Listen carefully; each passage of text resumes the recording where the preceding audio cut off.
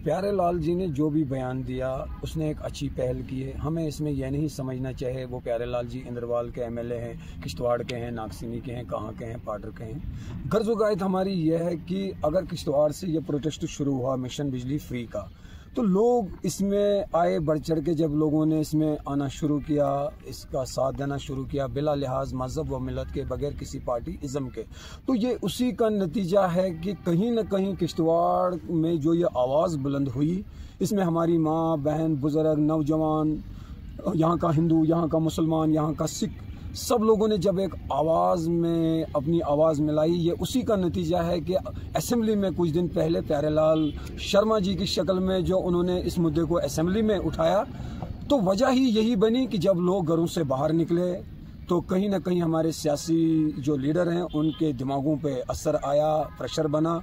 और मुझे ये भी लगता है कि आज अगर प्यारेलाल शर्मा जी ने पहल की है, तो कल मुझे लगता है कि सुनील जी शर्मा, जिनकी पकड़ मरकजी सरकार तक है, या शगुन जी परिहार जो हमारी किश्तवाड़ की एमएलए साहिबा है, कहीं न कहीं उनको भी खुलकर इस लड़ाई में आना पड़ेगा, क्योंकि किश्तवाड़ियों ने उनको वोट दिया है, प्यारेलाल जी को भी, सुनील जी शर्मा को भी, शगुन जी परिहार को भी। तो इस चीज़ पे कोई सियासत नहीं होनी चाहिए। इसमें अगर सियासत हमारे लीडर करेंगे, सियासी बयानबाजियां करेंगे, मुझे लगता है ये हमारे पूरे किश्तवाड़ का नुकसान है। हम ये भी समझते हैं कि हम लोगों की जो ये हक की आवाज़ है, इस हक की आवाज़ को जो किश्तवाड़ के कुछ नौजवानों ने, हमारी माओं ने, बहनों ने, बुजुर्गों ने बुलंद किया है बिला लिहाज मज़हब व मिलत के, बगैर किसी ज़ात पात, बगैर किसी सियासी इज़्म के। तो मुझे लगता है कि ये सुनील जी शर्मा की, शगुन जी परिहार की और यहाँ हमारे प्यारेलाल शर्मा जी जो हैं, ये खास तीन जो एमएलए हमारे किश्तवाड़ से हैं, इनको तो अब ये फर्ज बनता है इनके ऊपर, ये अगर हम कहें न कहें, किश्तवाड़ी कहें न कहें, इनको तो बिन बोले इस बात को असेंबली में उठाना चाहिए। ये किश्तवाड़ के लोगों का हक बनता है। इतने सारे पावर प्रोजेक्ट अगर हमारे इस किश्तवाड़ में हैं, इन पावर प्रोजेक्टों की वजह से आने वाले कल में जो हमें नुकसानात होंगे, आज भी हो रहे हैं। जो हमारे चश्मे हुआ करते थे, जैसे शालीमार एक इलाका है, हमारा चिरहाड़ एक इलाका है, यहाँ पर चावल की भी वो खेती बाड़ी होती थी। ये एक तरह से जैसे भद्रवा है, भद्रवा का दूसरा हिस्सा हमारा शालीमार को माना जाता था, चिरहाड़ को माना जाता था। वहाँ कम से कम 50-60 चश्मे, कदम कदम पे एक चश्मा होता था। शालीमार में भी वहां उस नाले को लोग पैदल जाते थे, कहीं पिकनिक विकनिक हम वहां जाया करते थे स्कूल के टाइम पे। तो जिन लोगों ने वो वक्त देखा है, वहां उस नाले को पैदल आदमी क्रॉस नहीं कर सकता था। इन पावर प्रोजेक्टों की वजह से जो ब्लास्टिंग हुई, उस ब्लास्टिंग की वजह से जो नुकसानात हुए, पानी सूख गया, वो चश्मे सूख गए, वो जो हम चावल की खेती बाड़ी करते थे इन पहाड़ी इलाकों में, तो ये ऊपर वाले ने हमें नवाजा था, इन चश्मों से नवाजा था। तो हम कुदरती हमारे ऐसे वसाइल यहाँ पे थे, उनका फ़ायदा हम किश्तवाड़ियों को होता था। लेकिन आज सोशल मीडिया का जो ज़माना है, टेक्निकली यहाँ पर जो आजकल ये एडवांस टेक्नोलॉजी जो निकली है, इतना वक्त एडवांस हुआ, आज हर चीज़ ऑनलाइन है, हर चीज़ फास्ट ट्रैक पे है। फास्ट ट्रैक होने के बावजूद भी अगर आज किश्तवाड़ हमारा फिर भी पीछे ही जाएगा कदीम दौर की ओर, तो मुझे लगता है यह कि हम सब किश्तवाड़ियों के लिए ये बदकिस्मती होगी। और इन लीडरों को हम जब सामने लाते हैं अपना कीमती वोट देकर, चाहे वो बीजेपी है, एनसी है, पीडीपी है या कांग्रेस रही है, जो भी जिस दौर में सामने आए हैं लीडर बनके, और आम लोगों ने कोई कसर नहीं छोड़ी है कि उनको वोट सपोर्ट दी, उनके जलसों में बढ़ चढ़ कर हिस्सा लोगों ने लिया। तो आज उनका फर्ज बनता है, आज उनका हक बनता है, बहसत किश्तवाड़ी अपने इस इलाके को खूबसूरत बनाने के लिए, अपने इस इलाके के लोगों को उनका इस तरह का हक दिलाने के लिए। अब खाली हमारा मसला खाली बिजली फ्री का ही नहीं है। इस बिजली के जिस मिशन में जो डिमांड रखी गई है, मुफ्त बिजली, हम किश्तवाड़ियों का जो हक है, इस हक की लड़ाई में हमारे तीनों एमएलए को एक आवाज में, बगैर किसी पार्टीइज्म के, बगैर किसी सियासी गलत बयानबाजी के, यहाँ के भाईचारे को नजर में रखकर, उनकी किसी भी बयानबाजी से हमारे भाईचारे को कोई जख्म न पहुंचे, चाहे वो एनसी वाले हैं, चाहे वो बीजेपी वाले हैं, चाहे वो कांग्रेस वाले हैं। हमारा मुल्क, पूरे मुल्क, और मुल्क का ये हिस्सा हमारा, ये जम्मू कश्मीर भी है, किश्तवाड़ भी है। अगर भाईचारा मजबूत होगा तो हमारा किश्तवाड़ मजबूत होगा, अगर हमारा किश्तवाड़ मजबूत होगा हमारा मुल्क मजबूत होगा। मैं यही कहना चाहूँगा कि जितने भी बड़े बड़े सियासी कदावर लीडर हैं, जिस भी शक्ल में वो है, उनको पॉजिटिव रोल अपना निभाना चाहिए। उनको अपनी खाली वो बयानबाजी अपनी सियासी जमात तक ही समझकर नहीं करनी चाहिए कि हम अपनी सियासी जमात को नज़र में रख के कोई बयान दे देंगे, बस वो अपनी पार्टी के लिए उससे फ़ायदा हासिल करना चाहेंगे, हिंदू को अलग, मुसलमानों को अलग, सिखों को अलग। नहीं, ये तो बदकिस्मती होगी हमारे किश्तवाड़ के लिए भी, ये बदकिस्मती होगी हमारे पूरे जम्मू कश्मीर के लिए भी, ये बदकिस्मती हमारे पूरे हिंदुस्तान के लिए होगी कि अगर अच्छे पढ़े लिखे लीडर जो सियासत करते हैं, लोगों ने उनको अपने वोट की शक्ल में, वोट की ताकत से उनको सामने लाया है, चाहे वो कोई भी जम्मू कश्मीर का लीडर है। आज बात खास किश्तवाड़ से हो रही है। अब किश्तवाड़ से हमारे जो मजबूत जो हमारे लीडर हैं वो सुनील जी शर्मा हैं। वो इसलिए हैं कि उनकी पहुंच हकीकत में, उनकी पकड़ मरकजी सरकार तक है। इसीलिए 2014 में मुस्लिम कम्युनिटी के लोगों ने बिला लिहाज मजहब व मिल्लत के, बगैर किसी पार्टी इज्म के ही ये कोशिश की थी, कदम से कदम मिलाकर अपनी जमातों को छोड़कर, जैसे लोग एनसी को वोट दिया करते थे या किसी और जमात को वोट दिया करते थे, मगर कहीं ना कहीं मुस्लिम कम्युनिटी के लोगों ने इस चीज़ को रियलाइज किया था। नहीं, काफ़ी टाइम हुआ जब से मुल्क आज़ाद हुआ, 2014 तक जो भी साल गुजरे, बहुत नुकसान उठाना पड़ा, भाईचारे को भी जख्म पहुंचा, तामीर और तरक्की जिस तरह की होनी चाहिए थी वो नहीं हुई। हमारे जो कॉलेज यहाँ का है आधा अधूरा, डिस्ट्रिक्ट हमारा जो है उसके लिए जिंदगियों की कुर्बानी देनी पड़ी किश्तवाड़ियों को। यहाँ का हॉस्पिटल देखो, बिल्डिंग तो बहुत खूबसूरत है, लेकिन उसमें डॉक्टर्स वगैरह जो होने चाहिए, हर एक डिपार्टमेंट का जो डॉक्टर होना चाहिए था, जो फैसिलिटी वहाँ अवेलेबल होनी चाहिए थी। आप यहाँ किश्तवाड़ के किसी भी रोड पे जाते हो, आप खुद देखते हो, ये मैं कहूँगा आप सुनोगे, ये बात नहीं है, आप खुद किश्तवाड़ी हो, आप किश्तवाड़ के हर गली कोचे में आप जाइए, चुगान ग्राउंड की खस्ताहाली आप देख लीजिए, जंगलात के किसी सेक्टर में जाइए, वहाँ की खस्ताहाली आप देख लीजिए, सोशल फॉरेस्ट्री का जो काम उस डिपार्टमेंट का उसकी खस्ताहाली आप देख लीजिए, फ्लोरिकल्चर डिपार्टमेंट का जो काम होता है इस चुगान को खूबसूरत बनाने के लिए, उसकी आप खस्ताहाली आप देख लीजिए। यहाँ कदम कदम कदम कदम पे जो यहाँ पर एक खस्ताहाली है, जो लीडरों का काम बनता था इस जम्मू कश्मीर के लिए, मुल्क के लिए, या हमारे खास जो किश्तवाड़ के ये जो अभी लीडर मौजूदा जो लीडर हैं, इनका फर्ज बनता था कि बादशाह किश्तवाड़ी कम से कम अपने इलाके का वो दर्द इनको दिल में रखना चाहिए। यहाँ उम्र भर कोई इस कोई इस दुनिया में रहने के लिए नहीं आया है। मुझे ये लगता है कि एक इंसान को अपने इंसान का रोल निभाना चाहिए, इंसानियत का रोल निभाना चाहिए। एक जानवर में, एक इंसान में यही फर्क है कि ऊपर वाले ने इंसान को अशरफुल मखलूकात का दर्जा दिया, उसको सोचने की बेहतरीन सलाहियत उसको दे दी कि सही और गलत को वो समझे, अदल इंसाफ को वो समझे कि सही गलत क्या है। लेकिन बदकिस्मती है कहीं ना कहीं कि बीते हुए कल में जिन लोगों ने सियासत की, राजदाज किया, उसके बाद 2014 के बाद अब कोई एक खास जमात जो उभर के सामने आई, बहुत कुछ पहले भी जम्मू कश्मीर के लोगों ने खोया, और अभी भी देखो स्टेट से हम यूटी में अब आ गए, उल्टा ही वापस कहाँ में एडवांस कहीं और, दुनिया जमीन से चांद पे पहुंच गई, एडवांस हो रहा है सारा सिस्टम। जम्मू कश्मीर का हमारा सारा जो है पॉलिटिकल सिस्टम वो तो सारा रिवर्स आ रहा है पीछे के लिए, मगर समझ में ये बात नहीं आ रही है कि इसकी वजह क्या है। मैंने जब इन चीज़ों को समझने की कोशिश की, मैं एनसी का भी हिस्सा रहा हूँ, मैं समाज का भी हिस्सा रहा हूँ, और 2014 में मैंने मुस्लिम कम्युनिटी से एक बहुत बड़ी पहल की थी।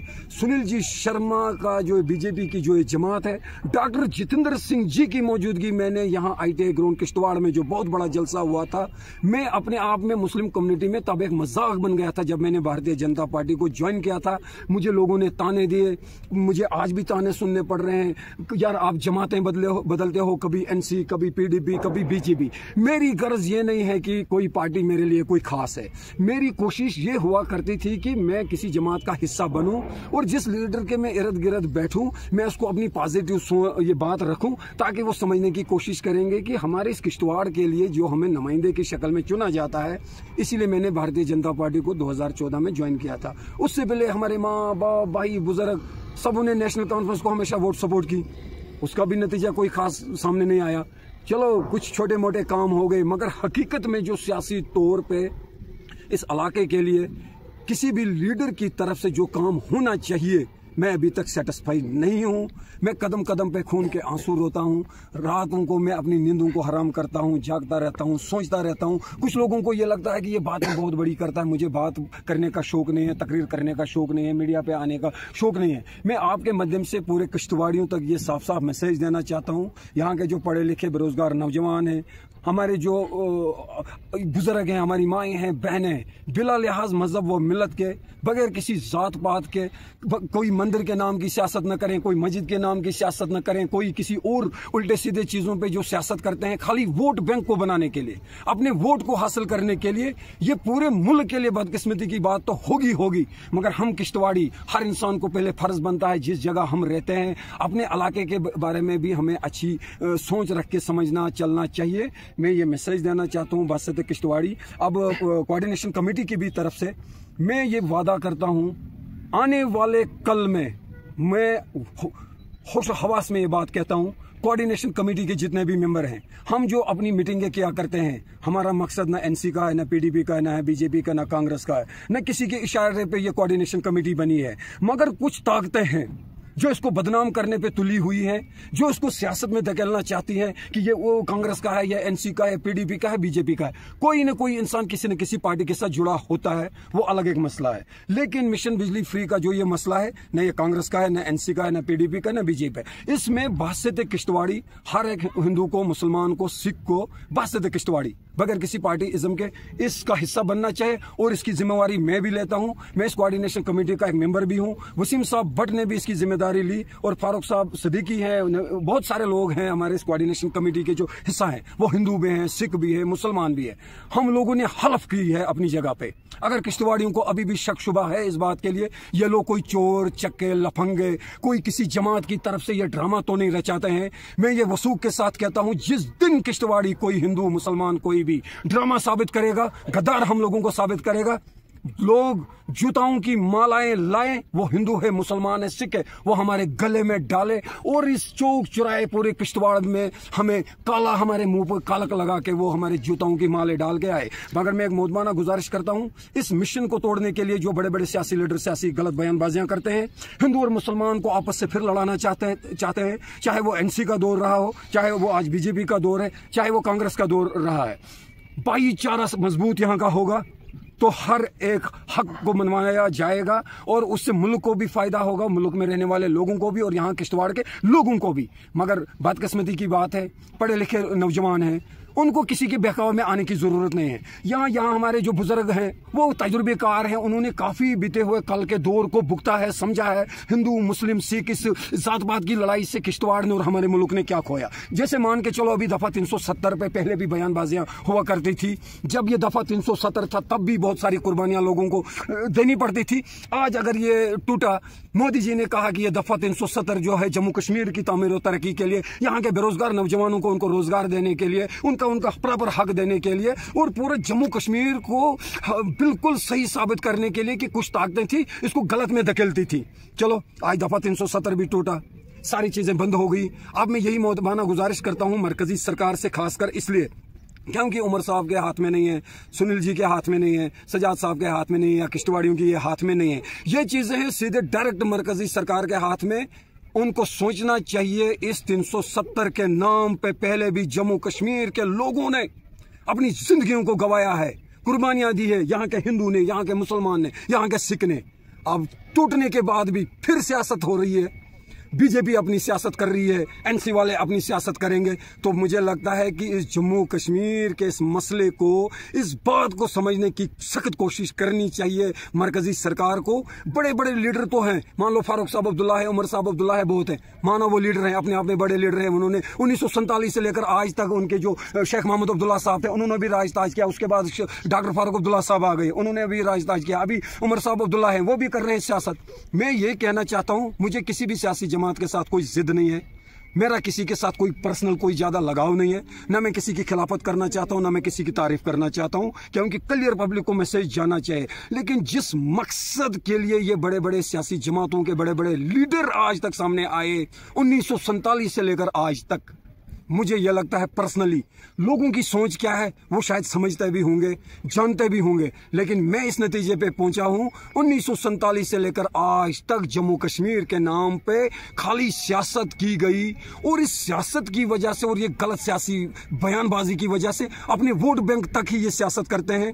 अपनी सीटों तक पहुंचने का जो इनका सफर होता है, वोट लेते हैं, और वोट लेने के बाद जम्मू कश्मीर के लोगों के दुख दर्द को ये समझना नहीं चाहते हैं, भूल जाते हैं। चाहे वो एनसी है, कांग्रेस है, बीजेपी अभी जो है, मैं एक मुद्दाना गुजारिश करता हूं इन मरकजी सरकार को भी और हमारे जम्मू कश्मीर में जो भी किसी सियासी जमात के बड़े बड़े कदावर लीडर हैं, उन लोगों को जम्मू कश्मीर के लोगों के दुख दर्द को समझने की कोशिश करनी चाहिए। जैसे अभी आप देखो, अनएम्प्लॉयमेंट इतनी बड़ी हुई है कि हमारे पढ़े लिखे बेरोजगार नौजवान तरह तरह के नशाओं के शिकार हो चुके हैं, डिप्रेशन के शिकार हो चुके हैं, यहाँ तक कि अपने माँ बाप के कांधों पे वो बोझ बन के रह गए हैं। कुछ नौजवानों ने अपनी जिंदगियों को भी गंवाया है। वो समझते थे सही और गलत क्या है, लेकिन रोजगार न होने की वजह से, कारोबार न होने की वजह से, उनको प्रॉपर तरीके की कोई सियासी वो जो राहत मिलनी चाहिए थी, हमारे बुजुर्गों ने भी खोया, हमारे जवान भी खो रहे हैं। बीता हुआ कल भी वैसा था, आने वाला आज का कल भी ऐसा है। अगर ऐसे ही सियासत चलती गई, आप बताओ क्या मुस्तकबिल होगा हमारे पढ़े लिखे उन नौजवानों का कि जो पढ़ाई तो करते हैं अपनी ज़िंदगी के 17, 18 या 20 साल या 22 साल, वो अपनी अच्छी तालीम को हासिल करने के लिए वो बेचारे कुर्बानी देते हैं किसी इल्म को हासिल करने के लिए। बाद में सियासतदान आके सियासत करते हैं, उनके हक की बात को वो करते नहीं हैं, उनको हक दिलाने के लिए वो लड़ते नहीं हैं। अब ये जो मिशन बिजली फ्री की एक जो डिमांड है, ये तो किश्तवाड़ियों को मैं ये भी कहना चाहता हूँ, आप ये न समझो कि खाली ये मिशन बिजली फ्री तक ही महदूद रहेगी। हर एक शोबे में जहां पर भी जो भी कोई करप्शन होगा, जहां पर भी जिसकी जो रिस्पांसिबिलिटी है, सियासी तौर पे, समाजी तौर पे, ऑफिशियली तौर पे, जिन ऑफिसरों की जो रिस्पांसिबिलिटी बनती है कि वो आते हैं कुर्सियों पे, जिन उनको लाया जाता है, उनका काम भी होता है आम लोगों की बातों को समझकर, और सिस्टम ने उनको उन कुर्सियों में इसलिए बिठाया होता है कि जो काम जिस ऑफिसर का होता है वो 100% अपना काम वो करे बगैर किसी सियासी इशारे के। मगर कभी एनसी आती है, कभी बीजेपी, कभी कांग्रेस। ऑफिसर का काम ये नहीं होना चाहिए कि वो किसी सियासी आका के इशारे पे चले, किसी सियासी कदावर लीडर के इशारे पे चले। नहीं, एक ऑफिसर जो बनता है वो पढ़ लिख के जो आता है, उसको बगैर सियासत के अपनी कुर्सी की रिस्पॉन्सिबिलिटी को समझना चाहिए कि मैंने जो एग्जाम क्वालिफाई किया है और जिस मकसद के लिए इस कुर्सी पर मुझे लाया गया है, उसको वो अपनी ड्यूटी निभानी चाहिए। हर एक डिपार्टमेंट के लिए ये एक मैसेज है। करप्शन खत्म होना चाहिए, लोगों को उनका हक मिलना चाहिए। उसके लिए ऑफिशियली बहुत बड़े बड़े लोग जैसे डिप्टी कमिश्नर किश्तवाड़, कोई भी आता है, कोई भी जाता है, सिविल एडमिनिस्ट्रेशन अलग है, पुलिस एडमिनिस्ट्रेशन अलग है, हक की आवाज को दबाने की कोशिश नहीं करनी चाहिए। क्यों? हक की आवाज अगर कोई होती है तो मुझे लगता है कि एडमिनिस्ट्रेशन को और पुलिस एडमिनिस्ट्रेशन को पूरा साथ देना चाहिए, न कि सियासी कदावर लीडरों के इशारों पे। हमें यही लगता है, हमेशा से यही हुआ, चाहे एनसी की सरकार रही हो, चाहे कांग्रेस की हो, बीजेपी की हो, हमेशा यही होता है। ऑफिसर प्रेशर में आता है, उसको कोई सियासी कोई बहुत बड़ा लीडर फोन करता है, ऑफिसर चाहता है कि मैं ये काम करूं, मैं इस जमेले में न फंसूं, उस जमेले में न फंसूं, लेकिन वजह बनती है सियासी प्रेशर। उस सियासी प्रेशर की वजह से हमारे जवान तरह तरह के एफआईआरों के शिकार हो जाते हैं, पैसे के शिकार हो जाते हैं। लेकिन मैं तो इस गहराई तक अभी पहुंच चुका हूं, एडमिनिस्ट्रेशन की कोई गलती नहीं होती है। ये सियासी लीडर, हुकूमत चाहे किसी की भी कभी भी रही हो, मगर प्रेशर सियासी लीडरों का होता है, ऑफिसरों को इस्तेमाल किया जाता है। मैं ऑफिसरों को मुद्दाना गुजारिश करता हूं, जो भी ऑफिसर आता है वो अपनी ड्यूटी करें, किसी सियासी दबाव में अपना काम न करें। और यहां पर अभी जितने भी सियासी लीडर हैं, उनको भी लास्ट में आपके माध्यम से, आपके चैनल के माध्यम से ये उन तक मैसेज पहुंचाना चाहता हूं, जात पात के नाम पे सियासत न करें। किसी कौम को डिवाइड मत कीजिए, यहाँ का हिंदू, यहाँ का मुसलमान, यहाँ का सिख, ये एक इंसान की तरह चले। कोई हिंदू मजहब को मानता है वो हिंदू मजहब को माने, कोई मुसलमान मजहब को मानता है वो मुस्लिम मजहब को माने, कोई सिख मजहब को या और कोई मजहबों को मानने वाले जो लोग हैं वो अपने अपने मजहब पे चलें। यहाँ मजहब की लड़ाई सियासत में लाएं। और मैं तो ये भी कहूंगा कि इस पे कानून भारत सरकार की तरफ से एक निकलना चाहिए, बनना चाहिए कि जो मजहब के नाम की जो सियासत करते हैं उनके लिए सख्त से सख्त रूल बनना चाहिए और उनको सख्त से सख्त सजा देने का प्रावधान होना चाहिए, ताकि भाईचारे में कोई जख्म न पहुंचे। अब आपने बात रखी थी यहाँ का जो पढ़ा लिखा नौजवान है, मैं यहाँ के पढ़े लिखे नौजवान को, पहले किश्तवाड़ के जो हमारे यहाँ के पढ़े लिखे नौजवान हैं, मैं बहसत किश्तवाड़ी, उनको ये मैसेज देना चाहता हूँ, आप किसी के बहकावे में मत आया कीजिए, आप अपनी पढ़ाई ठीक से कीजिए।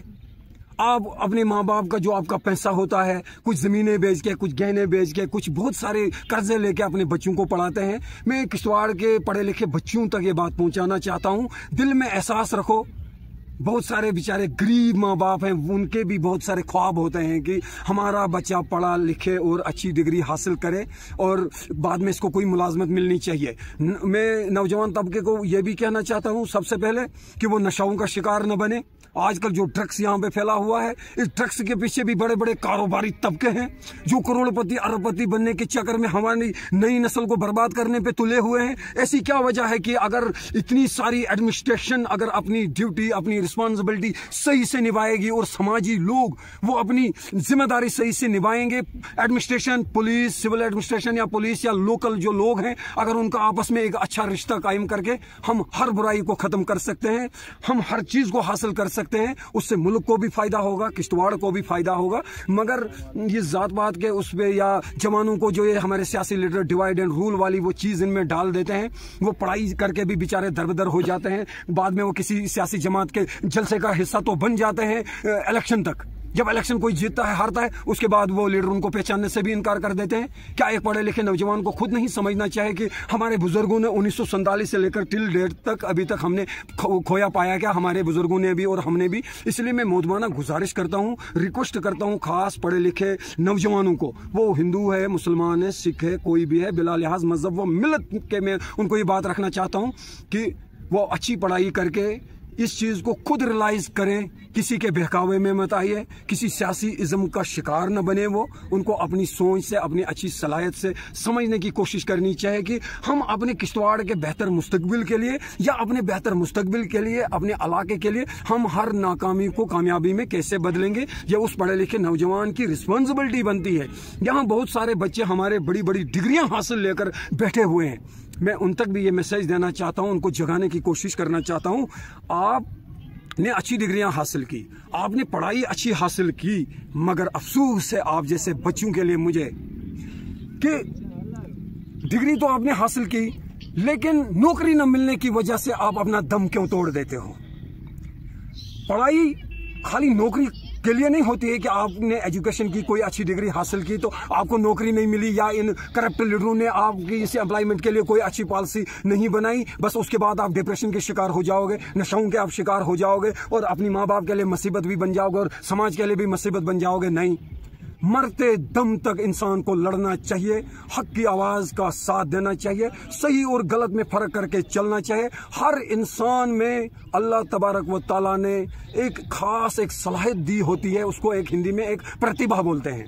एक खास एक इंसान में क्वालिटी होती है। किसी की क्वालिटी मतलब कोई डॉक्टर अच्छा बनता है, कोई इंजीनियर अच्छा बनता है, कोई पायलट अच्छा बनता है। इसी तरह से जो एक पढ़ा लिखा नौजवान है वो बगैर नौकरी के भी, बगैर सरकारी नौकरी के भी खुद को साबित कर सकता है, मुल्क के लिए, समाज के लिए और अपने माँ बाप के लिए भी और खुद के लिए भी। बाकी और जो कारोबार करने वाले हमारे कुछ नौजवान हैं पढ़ लिख के वो बेचारे अब मजबूर हो गए हैं कि वो भी कोई ऑटो चलाता है, कोई बस चलाता है, कोई ट्रक चलाता है, कोई कंपनी में अब मजदूरी कर रहा है।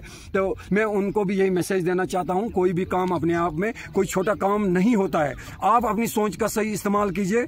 आप सियासी लीडरों के गलत इशारों और उनकी जो, जैसे हम लोग भी शिकार हुए हैं आज तक, कभी पीडीपी के लिए, कभी एनसी के लिए, कभी बीजेपी के लिए, मगर लास्ट आज इस नतीजे पे हम पहुंचे हैं कि नहीं, हमें बगैर जात पात सियासी इज्म के बाहर आकर बहसते किश्तवाड़ी अपने आप से वो कदम डालने चाहिए। अपनी अच्छी सोच से हम समाज को भी जगाएंगे और अपने हक को भी हासिल करेंगे और समाज को हक दिलाने के लिए भी एक खुद जरिया बनना चाहता हूं। मुझे कोई इलेक्शन नहीं लड़ना है, मुझे कोई गर्जो गायद नहीं, लेकिन मैं लोगों को जगा के रहूंगा, चाहे इसके लिए मेरी जिंदगी भी खत्म हो जाएगी, मुझे कहीं गोली का कोई शिकार भी बनाएगा, कोई मुझे पैसे एफआईआर या उल्टे जो कुछ यहाँ पर ये चल रहा है, जबकि इस तरह का कोई मसला नहीं होना चाहिए। लेकिन मैं ये कहता हूँ कि आज तक जो भी सही गलत हुआ है वो सियासत की वजह से हुआ है, चाहे पीडीपी रही हो, एनसी रही हो, बीजेपी रही हो, कांग्रेस हो।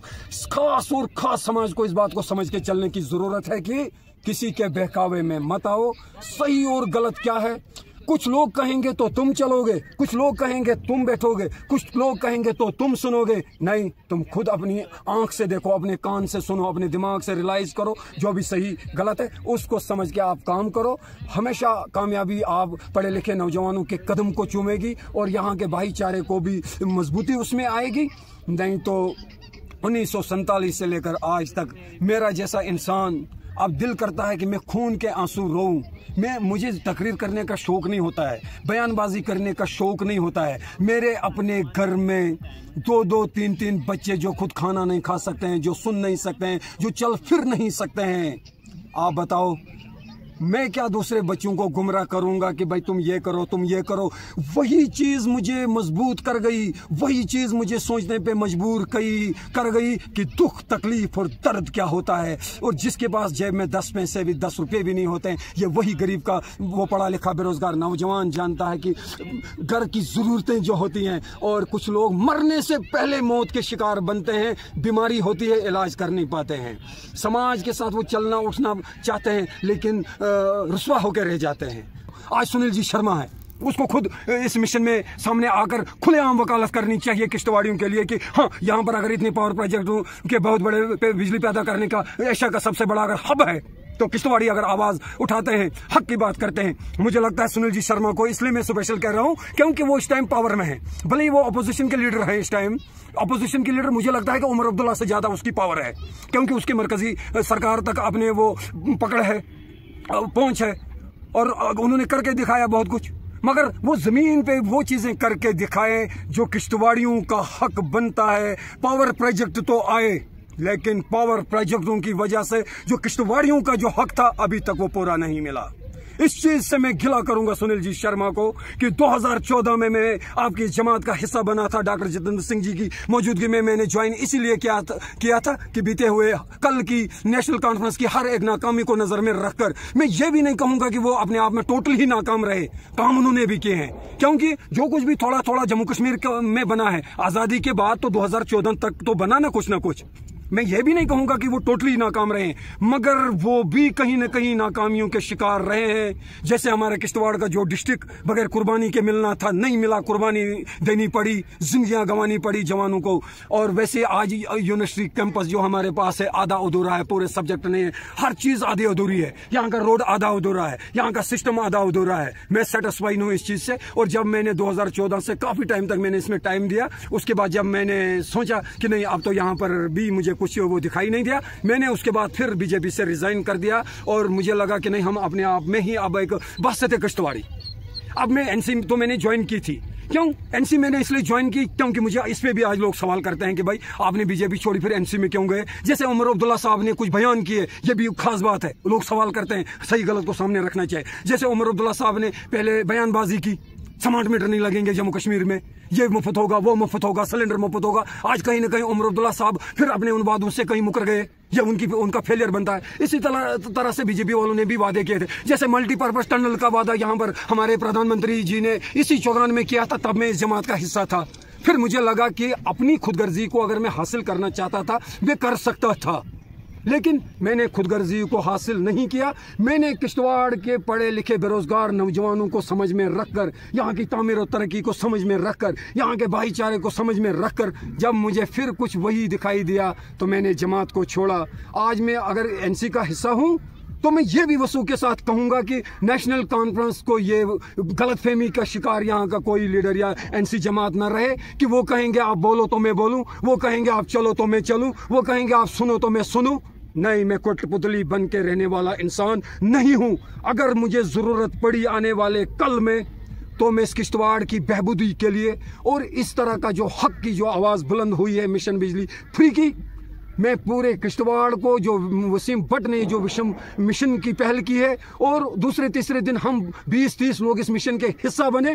मैंने वसीम साहब भट्ट को भी बोला है, कोऑर्डिनेशन कमेटी को भी बोला है, यहाँ पर कोई सियासत नहीं होगी, यहाँ पर कोई जात पात की बात नहीं होगी। यहाँ जो साफ सुथरे लोग होंगे वो यहाँ पे रहेंगे, और जो यहाँ पर चालबाजी करेंगे, कोऑर्डिनेशन कमेटी में हमने ऐसे कानून रखे हैं, ऐसे कुछ हम बाइलाज वो सामने लाएंगे। हमें वो अभी वो थोड़े से कुछ आधे अधूरे काम है। जो हमारी कोऑर्डिनेशन कमेटी में कोई सियासत करेगा, उल्टे सीधे काम करेगा, हम उसको कोऑर्डिनेशन कमेटी से बाहर निकालेंगे। और बहसत किश्तवाड़ी कोऑर्डिनेशन कमेटी का मेंबर होने के नाते मैं पूरे किश्तवाड़ को ये मैसेज देना चाहता हूँ कि आप ये ना समझो कि कोऑर्डिनेशन कमेटी 20 या 30 लोगों की ये कमेटी है। ये सारा किश्तवाड़ इस कोऑर्डिनेशन कमेटी का हिस्सा बने, सवाल करें, कदम के साथ कदम मिलाए, और अगर हम में कोई कमी है, कोऑर्डिनेशन कमेटी में कोई कमी है, वो हमारे गिरबान से कॉलर से पकड़कर हमें बाहर निकाले। आप सामने आइए, हम आपके पीछे पीछे चलने के लिए तैयार हैं। लेकिन कोई धंधा, कोई सौदा और कोई यहाँ बीच वाली वो खिचड़ी कोई पकाएगा तो मैं पर्सनली अपने लेवल से, बाकी मेरी कोऑर्डिनेशन कमेटी के जो लोग हैं, ये उनका दिल जानता है अंदर क्या है क्या नहीं है, लेकिन हमने टटोला है, कोई ऐसी बात नहीं। लेकिन मैं अपनी गारंटी देता हूं कि न मैं बिकूंगा, न मुझे कोई दबा सकता है, न मुझे कुछ कर सकता है। मैं हमेशा हक की बात करूंगा और हक। मिशन बिजली फ्री कोऑर्डिनेशन कमेटी का एक मेंबर होने के नाते मैं पूरे किश्तवाड़ का लास्ट में मैं शुक्रिया अदा करना चाहता हूं कि जब से ये मिशन चला किश्तवाड़ में, बहुत सारे लोगों ने बढ़ चढ़ के इसमें हिस्सा लेना शुरू किया, और अभी भी ज़रूरत है। अभी मैं लास्ट में यही कहना चाहता हूं कोऑर्डिनेशन कमेटी की तरफ से कि बिला लिहाज मजहब व मिलत के, बगैर किसी पार्टीइज्म के, बगैर किसी जात पात के, सोशल मीडिया पे बहुत सारी उल्टी चीजें आती हैं। मुझे लगता है कहीं ना कहीं उन चीजों के पीछे वो कुछ साजिशें छुपी होती हैं, जिससे भाईचारे में जख्म पहुंचता है, चाहे वो हिंदू है, मुसलमान है, कोई सिख है। इन चीजों को आप आइडेंटिफाई करो, समझने की कोशिश करो कि इस मिशन पे कोई असर ना आए। और मैं तमाम किश्तवाड़ की तमाम बागुयूर अवाम तक, पढ़े लिखे नौजवानों तक, हमारी माओं को, बुजुर्गों को, नौजवानों को, बहनों को ये मैसेज अब लास्ट में देना चाहता हूँ। इस हक की लड़ाई के साथ अपना कदम से कदम मिलाएं, जात पात को खत्म करके, पार्टीइज्म को खत्म करके बस से किश्तवाड़ी इस मिशन का हिस्सा बने, ताकि इस मिशन की जो लड़ाई है, हक की जो लड़ाई है, तो मरकजी सरकार तक हम ये बात पहुंचाना चाहते हैं कोऑर्डिनेशन कमेटी की तरफ से। सोशल मीडिया के माध्यम से मेमोरेंडम हम दे देंगे। एलजी साहब को मिलने का भी अभी वो बना रहे हैं, तैयारियां कर रहे हैं। यहाँ हम पावर मिनिस्टर जो मरकज के हैं उनको भी मिलना है, या हमारे जो भी कोई पॉलिटिकल जो यहाँ का सेटअप है, हर चीज को अपनाया जाएगा। मगर तब तक ये चीज अधूरी रहेगी अगर किश्तवाड़ी, बहसत किश्तवाड़ी, यहाँ का हिंदू, यहाँ का मुसलमान, यहाँ का सिख, यहाँ की हमारी माँ, यहाँ की हमारी बहन, यहाँ हमारा भाई, बुजुर्ग, नौजवान, सबों को घरों से बाहर आना पड़ेगा, इस हक की लड़ाई का हिस्सा बनना पड़ेगा। तो ये तो आज मिशन बिजली फ्री का उसकी एक कड़ी है हक को हासिल करने के लिए। आने वाले कल में हर एक शोबे में जो हम सब किश्तवाड़ियों का, बहसत किश्तवाड़ी जो हक बनता है, उस हक को हासिल करने के लिए हमेशा इस तरह की लड़ाई लड़ी जाएगी, चाहे वो मुल्क को लेके, चाहे वो किसी और चीज को लेके। मुल्क और हमारी स्टेट तभी मजबूत होगी, हमारा इलाका तभी मजबूत होगा, जहां हम बगैर किसी जात पात, बगैर किसी पार्टीइज्म के इसमें हम खुलकर सामने आएंगे। तो आप लोगों की आवाज को कोई सुनेगा भी, और अपनी आप में एक ताकत पैदा करो और अपनी सोच उन सोचों के साथ मिलाओ, क्योंकि हर इंसान में अपनी अच्छी सोच होती है। और हर किसी को मीडिया तक ही नहीं रहना चाहिए कि कोई साहब आया उसने तकरीर की, कोई साहब आया उसने कोई मीडिया पे बात रखी। बस किश्तवाड़ी हर इंसान को अपने घर से, मोहल्ले से, गांव से छोटी छोटी क्लिप बनाकर वो अपलोड करें, और ताकि मरकज को भी ये पता चले और उमर अब्दुल्ला साहब और एलजी साहब को भी पता चले कि नहीं, ये लोग अपना हक चाहते हैं, इनका और कोई मसला नहीं।